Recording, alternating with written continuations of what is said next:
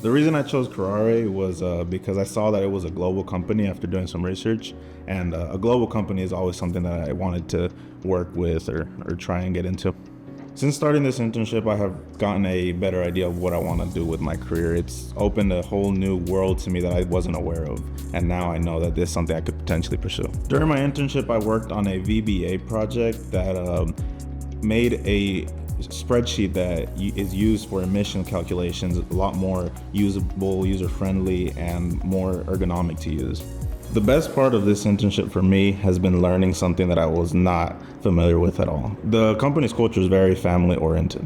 Everyone wants to help you. No matter where you turn, they're willing to help you and they want you to succeed.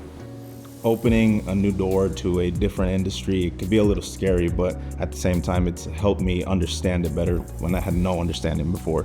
Some of the fun things that I've done at this internship is all the team building, doing different projects in different parts of the plant.